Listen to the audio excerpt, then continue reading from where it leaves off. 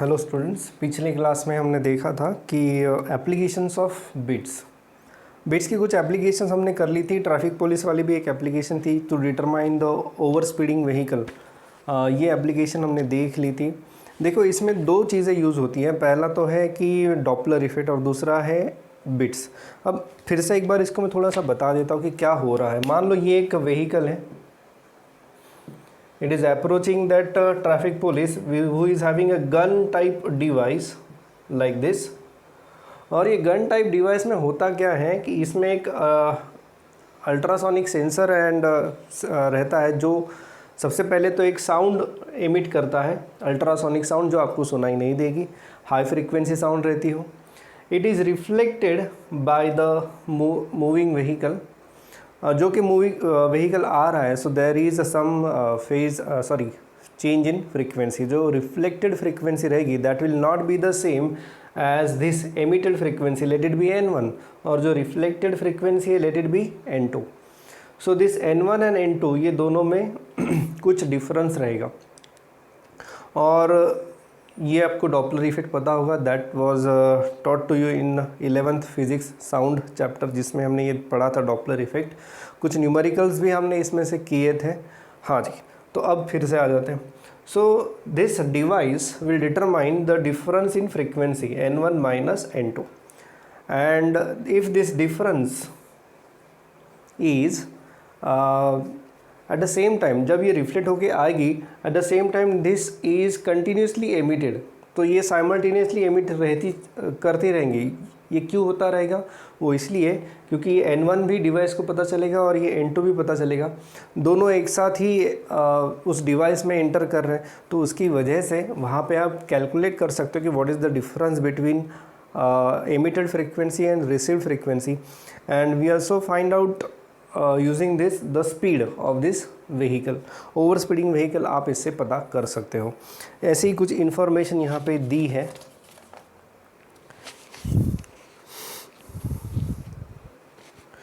Sonar works on the similar principle of determining the speed of submarines using sound source and sensitive microphones. Yes, sonar, अब submarines आपने देखी होंगी कि submarine जो रहती है they also use same system, they emit some sound waves in a particular direction। जिस direction में उनको किसी ऑब्जेक्ट का पता करना है, उस डायरेक्शन में वो एक साउंड एमिट करते हैं। और कुछ अगर पर्टिकुलर ऑब्जेक्ट है तो वहाँ से ये साउंड रिफ्लेक्ट होकर वापस आएगी, and they study this change in frequency which is reflected by that obstruction. तो ये जो ऑब्स्ट्रक्शन से रिफ्लेक्ट हुई फ्रीक्वेंसी है वो उसे स्टडी करते हैं, और उसके ज़रिए दे कैन एनालाइज कि कोई ऑब्जेक्ट है वहाँ पे, या ऑब्जेक्ट है तो वो अगर आगे जा रहा है तो कहाँ जा रहा है, डायरेक्शन एज वेल एज कितने स्पीड से जा रहा है। ये सारी चीज़ें आपको इस एनालिसिस में पता चलती है। सिर्फ डॉपलर इफेक्ट और बिट्स ही नहीं, इसमें बहुत सारी टेक्निक्स होती है। इसके अलावा भी वो भी रहता है, बिट्स भी रहता है, डॉपलर भी रहता है, बट इसके अलावा बहुत सारी चीज़ें वहाँ पे रहती है जिसमें उनको डायरेक्शन भी पता चलती है। क्योंकि डॉपलर में या इसमें बीट्स में हमें डायरेक्शन के बारे में कुछ भी नहीं पता, but direction is also determined by using same technique, जो कि रडार में भी यूज़ होते हैं। प्लेन कहाँ से कहाँ जा रहा है, एक पर्टिकुलर एरिया है, उस एरिया से प्लेन अगर गुजर रहा है तो प्लेन बेसिकली जा कहाँ रहा है ये भी पता चलता है by using this technology. Radar के लिए साउंड वेव्स यूज़ नहीं करते, रडार के लिए इलेक्ट्रोमैग्नेटिक वेव्स यूज़ करते हैं, but the working principle is same. तो ये कुछ एप्लीकेशंस आपके इस बुक में दी है। नेक्स्ट जो एप्लीकेशन है दैट इज़ सोनोग्राफी। सोनोग्राफी ये मेडिकल एप्लीकेशन है, इसके बारे में आपने कई बार सुना होगा कि it is used to determine some tumours और some solid material like stones in your body. तो ये होता क्या है कि बेसिकली ये ट्यूमर या स्टोन जो है ये स्टेशनरी ऑब्जेक्ट है, they are dead cells, so they are not moving. So whenever एक डिवाइस रहता है और जो आपकी बॉडी के ऊपर से घुमाया जाता है, और वो जो डिवाइस है it is emitting same ultrasound frequency. तो ये जो फ्रीक्वेंसी है it is reflected by that stationary dead cells या स्टोन, और जो कि हम देख सकते हैं कि if it is stationary then there is no change in frequency. So जहाँ पे आपको चेंज इन फ्रीक्वेंसी ज़ीरो मिल रहा है, यानी चेंज इन फ्रीक्वेंसी यानी कौन सा change, frequency of emitted sound and frequency of reflected sound. अगर दोनों में कोई डिफरेंस नहीं है, इसका मतलब ये होता है कि वो जो ऑब्जेक्ट है वो स्टेशनरी है, स्टेशनरी ऑब्जेक्ट है, इसीलिए वहाँ पे हम ये बोल सकते हैं कि there is some presence of some dead tissues और सम स्टोन्स, किडनी स्टोन्स या ब्लैडर स्टोन्स, कई सारे टाइप के स्टोन्स होते होंगे, तो उसमें ये चीज़ यूज़ होती है सोनोग्राफी। एक और चीज़ आपके इस एप्लीकेशन में बताइए, it is use to determine the direction and flow rate of the blood, यानी ब्लड फ्लो हो रहा है तो प्रॉपरली फ्लो हो रहा है कि नहीं, ये भी पता करने के लिए ये एप्लीकेशन यूज़ करते हैं। बट हालांकि इसमें बहुत सारी डिटेल्स उन्होंने दी नहीं है कि एग्जैक्टली कैसे, तो आपको बस ये जो एप्लीकेशन है वो एज इट इज़ याद रखनी है, बाकी कुछ नहीं। एप्लीकेशंस पूछी जा सकती है आपको, इसलिए इसे अच्छे से पढ़ के जाना है, थियोरेटिकल क्वेश्चन आपको इसके ऊपर आ सकता है। तीसरी जो एप्लीकेशन यहाँ पे दिखाई दे रही है, हालांकि नंबर तीसरा है बट बहुत सारी एप्लीकेशन उन्होंने कवर की है। तीसरी एप्लीकेशन है to determine the frequency of unknown frequency of a particular note, यानी एक साउंड सोर्स है, मान लीजिए दो सोर्स है, ये एक साउंड सोर्स है और ये दूसरा है। ये दूसरा जो है इसकी जो फ्रीक्वेंसी है दैट इज़ वेरिएबल और ये नॉन फ्रीक्वेंसी रहेगी, ये S2, और ये जो पहला सोर्स है S1, इसमें इसकी फ्रीक्वेंसी हमें पता नहीं है, इसकी फ्रीक्वेंसी हमें निकालनी है। सो दोनों सोर्सेस एक साथ ऑन किए जाते हैं so that they can emit the sound waves of their own frequency. ये इसकी जो फ्रीक्वेंसी है इट इज़ एडजस्टेबल, हम इसकी फ्रीक्वेंसी को एडजस्ट करेंगे, हम इसकी फ्रीक्वेंसी को एडजस्ट करेंगे और हम कितनी फ्रीक्वेंसी सेट कर रहे हैं ये भी आपको यहाँ से पता चल जाएगा। अब यहाँ पे क्या होगा, मैं इसकी फ्रीक्वेंसी को एडजस्ट कर रहा हूँ धीरे धीरे धीरे, एक लेवल ऐसी आ गई कि वहाँ पे मुझे बीट सुनाई दे रही है, और बीट सुनाई दे रही है इसका मतलब ये है कि इसकी और इसकी फ्रीक्वेंसी अभी लगभग सेम है, और मैं इसको फर्दर और थोड़ा सा एडजस्ट करूँगा।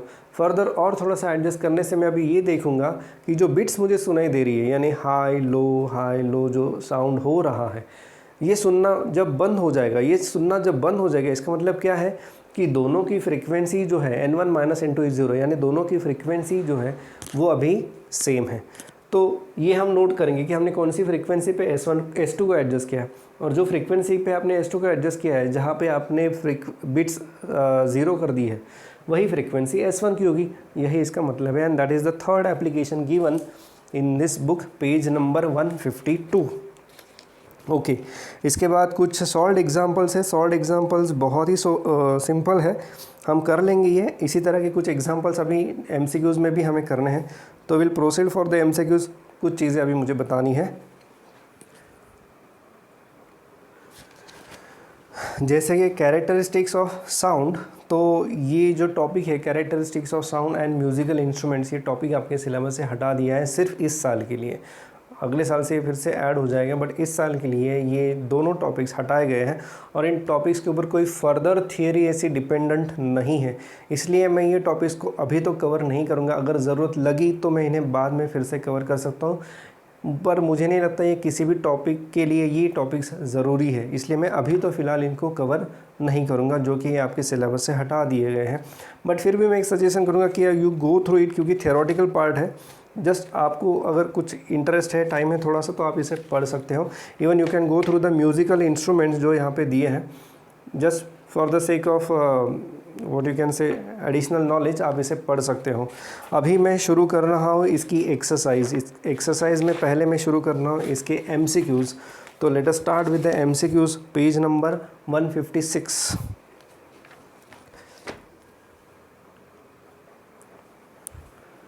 ये है आपका पहला MCQ। When an air column in a pipe closed at one end vibrate such that 3 nodes are form in it, the frequency of its vibration is dash dash times the fundamental frequency. ठीक है, तो पहले ऐसा एक mode आपको बनाना पड़ेगा जिसमें 3 node है।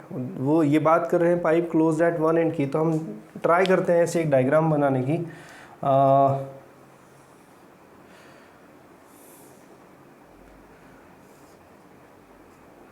सो 3 नोड चाहिए इनको, तो ये मैं कोशिश करता हूँ ड्रॉ करने की। ये 1, ये 2, ये 3, नहीं बनाई है, 1 मिनट। ये ऐसी रहेगी डायग्राम। आप देख सकते हैं यहाँ पे पहला नोड है, ये दूसरा नोड है और ये तीसरा नोड है। उन्होंने कहा है कि form 3 nodes, 3 nodes are form in it. तो ये हमारे 3 नोड्स हैं, ये 3 नोड्स यहाँ पे हैं और हम ये जानते हैं, अगर आप इसे देखोगे कि this is nothing but third mode of vibration, जो कि आपके टेक्स्ट बुक में दिया है।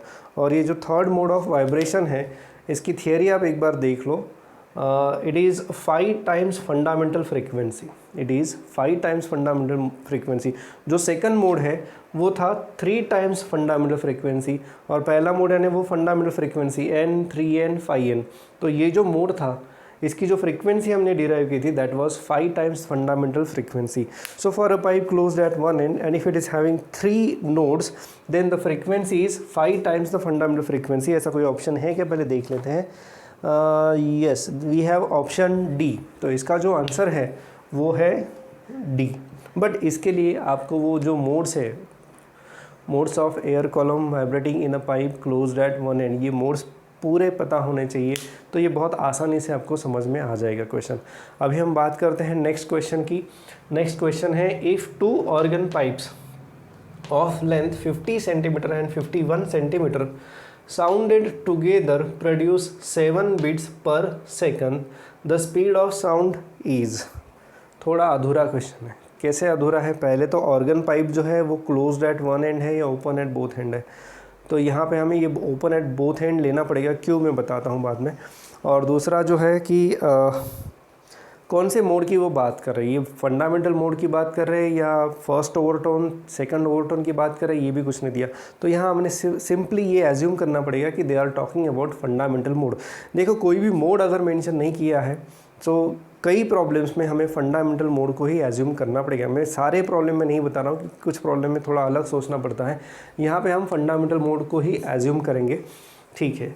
तो ये जो 50 सेंटीमीटर वाला है उसका, हाँ मैं बता रहा हूँ यहाँ पे कि ये ओपन पाइप है, तो ओपन पाइप की जो फंडामेंटल फ्रीक्वेंसी रहती है वो रहती है V/2L।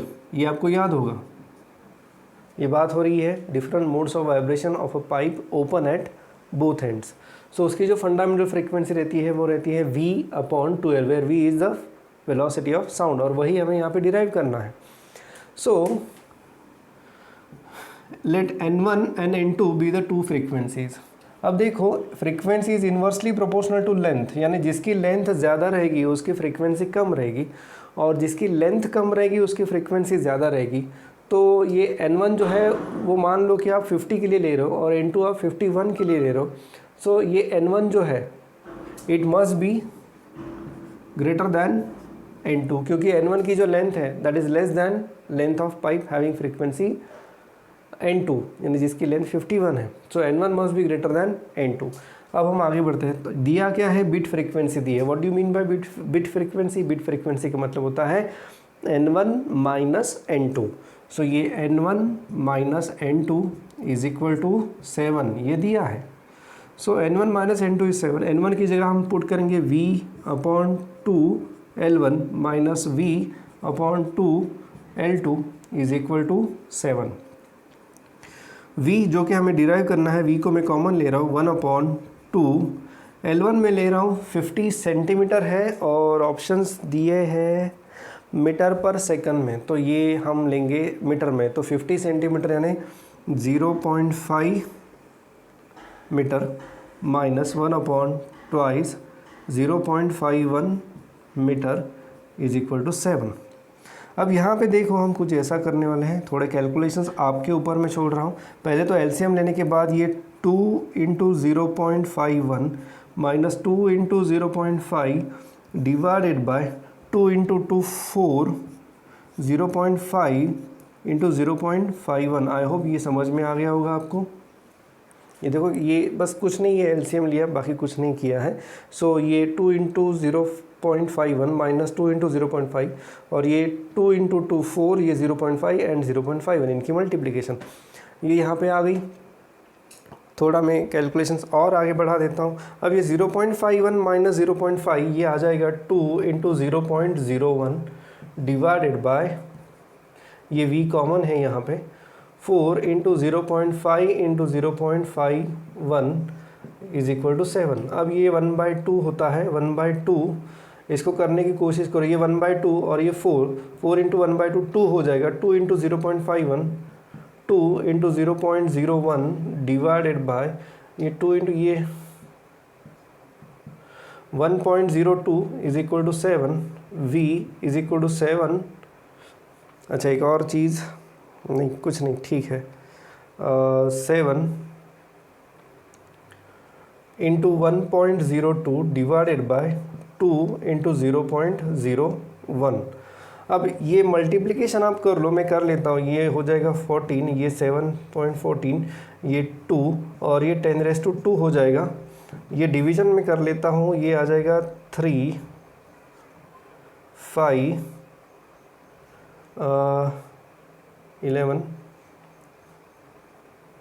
7, 3.57 इंटू 10⁻², आपका आंसर आ रहा है 357 हर्ट्स। 357 हर्ट्स, यानी यस, यहाँ पर भी इसका भी ऑप्शन आपको मिल रहा है, ऑप्शन है डी। सो आई होप ये समझ में आ गए होंगे कैलकुलेशंस। आपको कैलकुलेशन मैंने पूरे ही कर दिए हैं। ट्राई करो ये कैलकुलेशंस को थोड़ा आपको फास्ट करना पड़ेगा, क्योंकि अगर ऐसा एमसीक्यू आया तो इतने सारे कैलकुलेशंस आपको करने पड़ते हैं। और ये बात अच्छी तरह से जान लो कि ऐसा एमसीक्यू आ सकता है सीईटी में जो आपको 1 मिनट के अंदर सॉल्व करना है। यानी आपके कैलकुलेशंस जो है वो कितने फास्ट होने चाहिए, इसका अंदाज़ा अभी आपको धीरे धीरे लग रहा होगा। सो ये था पहला और दूसरा एमसीक्यू। अभी आगे बढ़ते हैं फॉर थर्ड एमसीक्यू।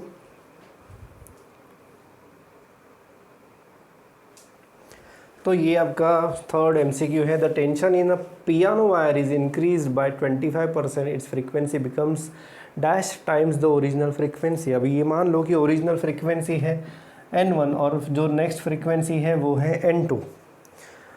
इसके करस्पॉन्डिंग जो टेंशन्स है वो है T1 और दूसरा है T2। सो मैं यहाँ लिख सकता हूँ as T2 is increase by 25%, so T1 plus 25/100 T1, यानी T2 आपका बन गया 125/100 T1, यानी हम लिख सकते हैं T2/T1 इज इक्वल टू 125/100, या फिर मैं इसको 1.25 भी बोल सकता हूँ। अब हमारे पास जो फ्रीक्वेंसी का जो फॉर्मूला है कि frequency is n is equal to 1/2L √T/m। तो ये फार्मूला इसलिए लिखा ताकि मैं आपको वो लॉ ऑफ स्ट्रिंग रिवाइज करवा सकूं। लॉ ऑफ स्ट्रिंग एक बहुत ही इंपॉर्टेंट लॉ है, वो है कि the frequency is directly proportional to the square root of tension. तो ये जो टेंशन है वो बढ़ गया है, तो और बाकी चीज़ें के बारे में उन्होंने कोई भी नहीं बताया, यानी लेंथ सेम है, एम सेम है, यानी हम डायरेक्टली लिख सकते हैं कि n is proportional to square root of temperature, sorry tension.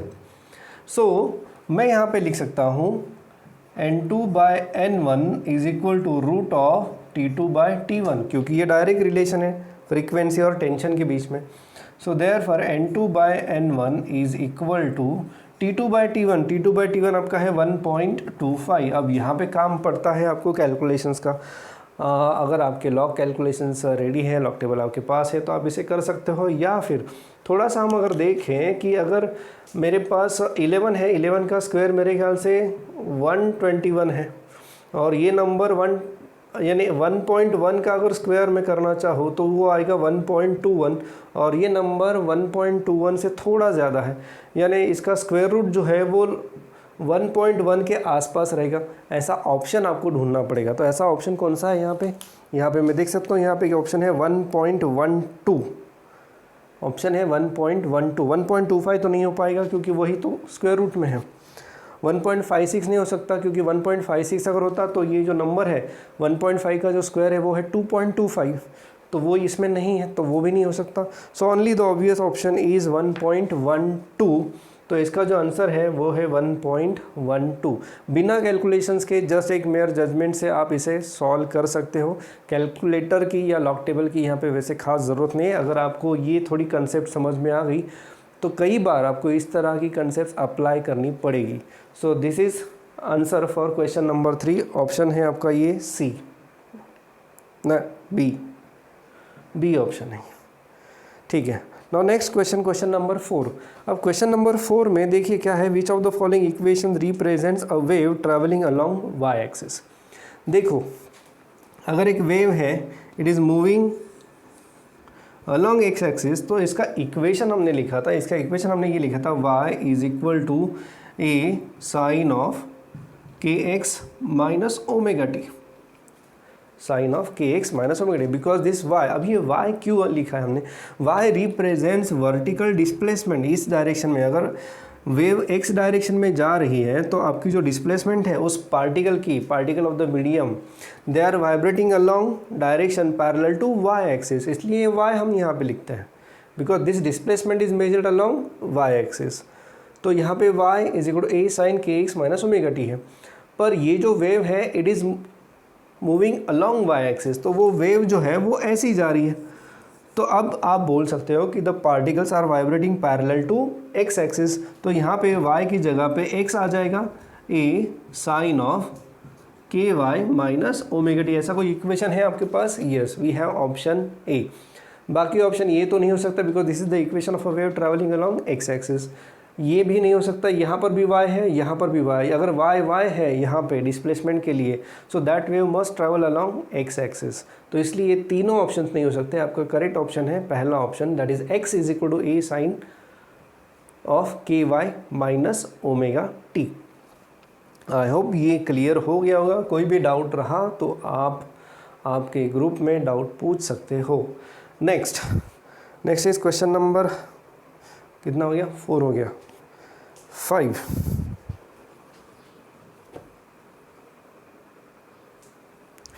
Fifth जो MCQ है आपका, the standing wave is produce on a string fixed at one and with other and free, the length of the string. अब practically ये possible नहीं है, but फिर भी उन्होंने एक इमेजिन करने के लिए कहा कि अगर पॉसिबल हुआ तो किस तरह की रिलेशन रहेगी लेंथ में और वेवलेंथ में। तो it is similar to that air column closed at one end. देखो अगर एक स्ट्रिंग है, it is fixed at one end, string fixed at one end, so ये एंड मान लो फ्री है और ये आपने बांध दिया है, तो जो वेव्स प्रोड्यूस होंगी इस पे, वो इस तरह की हो सकती है, या फिर ये एक मोड, ये सबसे कम फ्रीक्वेंसी वाला मोड जो रहेगा वो ऐसा रहेगा, या आप हायर मोड्स भी आप इस पे ड्रॉ कर सकते हो।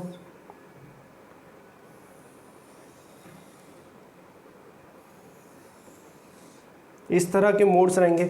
ये ऐसे ही मोड्स क्यों रहेंगे, इसका कारण ये है कि यहाँ पे ये एंड फिक्स्ड है और ये एंड फ्री है, तो यहाँ पे हमेशा एंटी नोड रहेगा और यहाँ पे हमेशा आपका नोड रहेगा।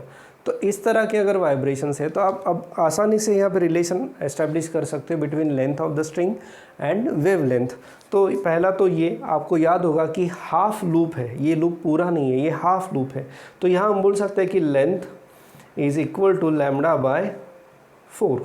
यहाँ पे देखो एक पूरा लूप है, यानी lambda by 2 plus lambda by 4, lambda by 2 plus lambda by 4 कितना हुआ ये? यहाँ पे लेंथ है 3 लैम्डा बाय 4, यहाँ पे लेंथ है 5 लैम्डा बाय 4।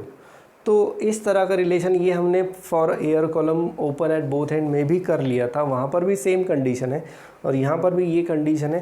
जो कि ये ऐसा क्यों है, वो ऐसा इसलिए है क्योंकि ये जो एंड है आपका ये फ्री है, ये कहीं पर भी फिक्स्ड नहीं है, तो इसलिए इसकी एम्पलीट्यूड हमेशा मैक्सिमम रहेगी। सो आप देख सकते हो अभी आपका कौन सा ऑप्शन आ रहा है, it is odd multiple of lambda by 4। तो odd multiple of lambda by 4 यानी ये है option A. So I hope ये क्वेश्चन नंबर फिफ्थ MCQ आपके लिए अभी क्लियर हो गया होगा। Now let us go for the next. आप देख सकते हो क्वेश्चन नंबर सेकंड जो है आंसर इन ब्रीफ वाला, आंसर इन ब्रीफ में एक फिफ्थ क्वेश्चन है, मैं ऐसे लिख देता हूँ, सेकंड का फिफ्थ क्वेश्चन आप देख सकते हो उसी पेज पे 156 पे। Amplitude of the wave is represented by y is equal to 0.2 sine of 4 pi t upon 0.08 minus x upon 0.8। ये ऐसा एक इक्वेशन दिया है इन ऐसा यूनिट, यानी सारी क्वांटिटीज़ जो है वो ऐसा यूनिट में है, यानी मीटर में और सेकंड में। ठीक है, find wavelength, frequency and amplitude of the wave. हम यहाँ पे थोड़ी गड़बड़ कर सकते हैं। इसके लिए सबसे पहले मैं बता देता हूँ, हमने इक्वेशन ऑफ अ वेव को डिराइव कर लिया था। ये फॉर्मेट में उन्होंने डिराइव बिल्कुल नहीं किया, इसलिए मैंने ये फॉर्मेट में आपको सेपरेटली डिराइव करके दिया। भले आपके थियोरी में नहीं है, बट ये फॉर्मेट मैंने आपको डिराइव करके दिया है। और जो डिराइव करके मैंने आपको दिया है वो है कुछ इस प्रकार से, y is equal to A sine of 2 pi t upon capital T minus x upon lambda. ये फॉर्मेट हमने डिराइव किया है। हाँ, भले ही यहाँ पे x और t शायद आगे पीछे हो जाएंगे, बट ये फॉर्मेट हमने डिराइव कर लिया है। तो इसके साथ ये यहाँ पे 2 पाई चाहिए।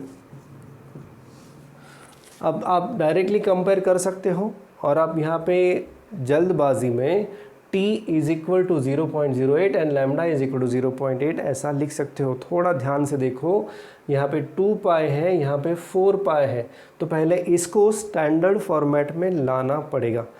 तो ये हमेशा देखना, ये ऐसे न्यूमेरिकल्स कई बार आते हैं, कई बार यहाँ पे सिर्फ पाई दिया जाता है, 2 पाई 4 पाई सिर्फ पाई दिया जाता है, तो यहाँ पे 2 को अरेंज करना पड़ता है।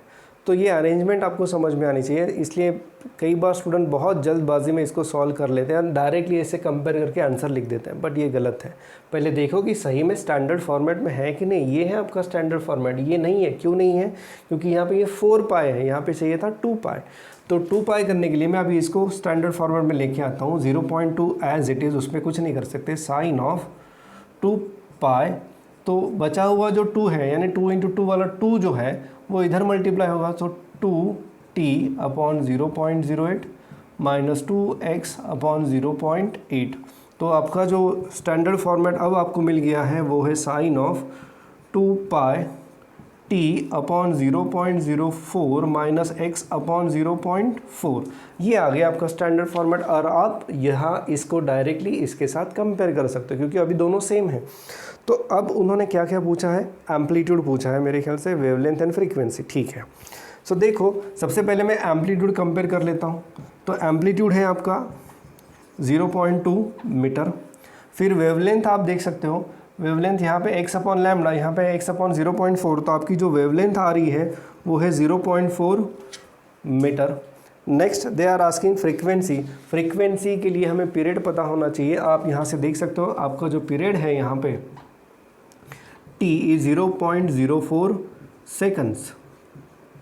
So frequency which is 1 upon t, that is 1 upon 0.04. तो आप अभी ये बता सकते हो कितना आएगा? 1 upon 4 0.25 10⁻²। ये 25 हर्ट्स, इतनी इसकी फ्रीक्वेंसी आ रही है। आंसर यहाँ पे दिया नहीं है, बट ये आपके आंसर से जो पूछे गए हैं। तो यहाँ पे सबसे इम्पॉर्टेंट है कि पहले तो आपको स्टैंडर्ड फॉर्मेट पता होना चाहिए, जो हमने डिराइव ऑलरेडी कर लिया है। ये बुक में आपको ये डेरिवेशन नहीं मिलेगा, ये क्लास में पढ़ाया गया है। तो जब मैंने पढ़ाया था तो इसको नोट करना है। और एक चीज़ बता दूँ, या फिर प्रीवियस ईयर का जो टेक्स्ट बुक है 12th का, वो आप ले लो, उसमें चैप्टर है प्रोग्रेसिव वेव या फिर वेव मोशन। तो वेव मोशन नाम के चैप्टर में आपको ये डेरिवेशन दिखाई देगा। मैं सबको एक सजेस्ट करूंगा कि फ़िलहाल हम एक आपके पास एक आपके सिलेबस वाली नई वाली टेक्स्ट बुक भी रहेगी। आप इसी के साथ साथ एक पुराने सिलेबस वाली 12th की टेक्स्ट बुक किसी से भी बोरो कर लो, ख़रीदने की ज़रूरत नहीं, सेकेंड हैंड भी ले सकते हो आप उसे, क्योंकि उसमें ये एक्सप्रेशंस है, बहुत सी चीज़ें उसमें आपको सिंपल लगेगी, यानी हमें तो लगती है, आपको पता नहीं, बट है सिंपल है उसमें थोड़ा सा। तो ये इस तरह के एक्सप्रेशंस कहाँ से आए हैं, कैसे आए हैं, ये मैंने भले ही डिराइव करके दिया है, बट आपके पास भी मटेरियल होना चाहिए, इसलिए आप उस टेक्स्ट बुक का रेफरेंस ले सकते हो। तो यहाँ पे हम देख सकते हैं कि हमने पहले जो उन्होंने जो इक्वेशन दिया था वो इस फॉर्मेट में था, which is not standard format of progressive wave. Progressive wave का जो स्टैंडर्ड फॉर्मेट है वो है y is equal to a sine 2 pi. ये यहाँ पे आपकी हमेशा नज़र रहनी चाहिए कि यहाँ पे 2 पाई दिया है या पाई दिया है या 5 पाई दिया है, क्या दिया है। एक्चुअली वहाँ पे हमेशा होना चाहिए 2 पाई, नहीं दिया है यहाँ पे तो उसको अरेंज करना पड़ेगा, जैसे यहाँ पे अरेंज किया, t upon T minus x upon lambda. This t is period of that wave and lambda is wavelength of that wave. तो पहले तो इसको गिवन इक्वेशन को कन्वर्ट किया, सो 4 को मैंने 2 इंटू 2 लिखा और दूसरा 2 से मैंने ब्रैकेट को मल्टीप्लाई किया, तो हमें अभी यहाँ पे स्टैंडर्ड फॉर्मेट मिला है। कुछ नहीं करना है यहाँ पे, बस इसको और इसको कंपेयर करो, टर्म वाइज एक एक टर्म को कंपेयर करो, आपको सारी चीज़ें यहाँ पे मिल जाएगी। So this is all about this numericals. अभी बहुत सारे न्यूमेरिकल्स आपके एक्सरसाइज में दिए हैं और ये सारे के सारे न्यूमेरिकल्स हम सॉल्व करने वाले हैं। शायद हो सकता है कि यहाँ पे स्टेटमेंट बहुत ज़्यादा बड़ी है, तो मैं हर न्यूमेरिकल के लिए स्टेटमेंट ना लिखूँ, तो आपको ये टेक्स्ट बुक जो है आपका आपके सामने रखना पड़ेगा, ताकि मैं ज़्यादा से ज़्यादा न्यूमेरिकल्स आपको पढ़ा सकूं। सो अभी के लिए सिर्फ इतना ही, बाकी न्यूमेरिकल्स हम नेक्स्ट क्लास में कर लेंगे।